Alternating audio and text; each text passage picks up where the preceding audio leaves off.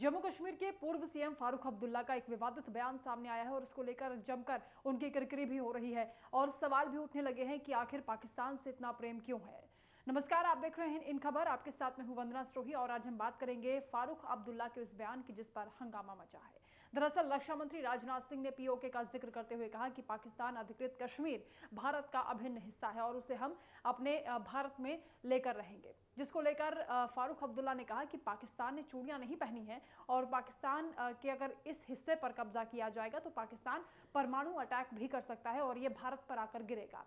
फारूक अब्दुल्ला पुंछ पर हुए आतंकवादी हमले को लेकर भी टिप्पणी कर रहे थे। उनका ये कहना है कि अगर 370 धारा हटाने के लिए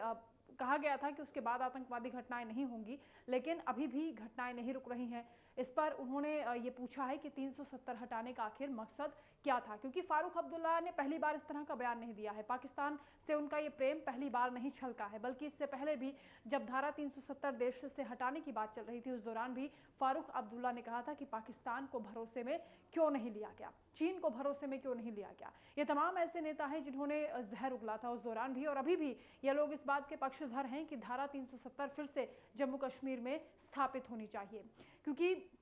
सरकार ये चाहती है। रक्षा मंत्री राजनाथ सिंह टिप्पणी कर चुके हैं कि पीओके भी हमारा होगा और जम्मू कश्मीर पूरी तरह से हमारा है। दरअसल पाकिस्तान का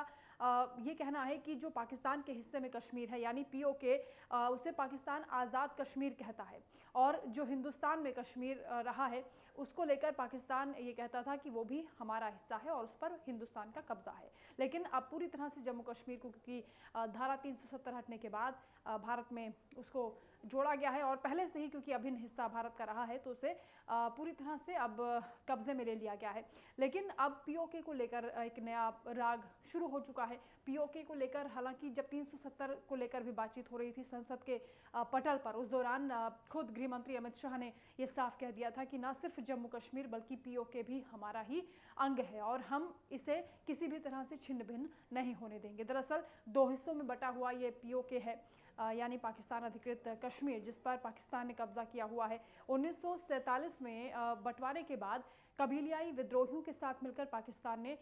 इस हिस्से पर जम्मू कश्मीर के कब्जा कर लिया था और उस दौरान भारत की सेना इस बात को लेकर युद्ध कर रही थी कि जो पाकिस्तान अधिकृत कश्मीर है, उस दौरान कश्मीर के उस हिस्से को छुड़ाने के लिए भारत युद्ध कर रहा था। लेकिन तत्कालीन प्रधानमंत्री जवाहरलाल नेहरू इस पूरे मसले को लेकर पहुंच गए थे यूएन के पास, और उस दौरान यूएन ने इस पूरे मसले को देखते हुए युद्ध विराम लगा दिया था और उसके बाद जहां पर जिसका कब्जा था वो हिस्सा उसी के हिस्से में चला गया। और आपको ये बता दें कि इस पूरे मसले को लेकर हिंदुस्तान में बार बार बातचीत उठती रही है। भारत के जो लोग हैं वो ये चाहते हैं कि पाकिस्तान अधिकृत कश्मीर भारत का हिस्सा है और उसे वापस लिया जाए, क्योंकि पाकिस्तान ये नहीं चाहता है। क्योंकि जम्मू कश्मीर का भी जब धारा 370 हटाने की बात शुरू हो रही थी, उस दौरान भी पाकिस्तान ने ये चेतावनी दी थी कि अगर इस तरह की कोई भी हरकत भारत करता है तो अटैक किया जाएगा या फिर हमला किया जाएगा, या तरह तरह की जो चीज़ें थी वो पाकिस्तान की ओर से जहर उगला गया था। लेकिन क्योंकि रक्षा मंत्री, गृह मंत्री और अब तो विदेश मंत्री एस जयशंकर भी इस बात को लेकर कह चुके हैं कि पीओके हमारा हिस्सा है और उसे हम वापस लेकर रहेंगे, उस पर किसी की भी गलत निगाह नहीं होगी। यहाँ तक कि जो पीओके में लोग रहते हैं, भारत का जो जितना विकास हो रहा है, जितनी तेजी से भारत तरक्की कर रहा है, वो लोग भी भारत में आना चाहते हैं। और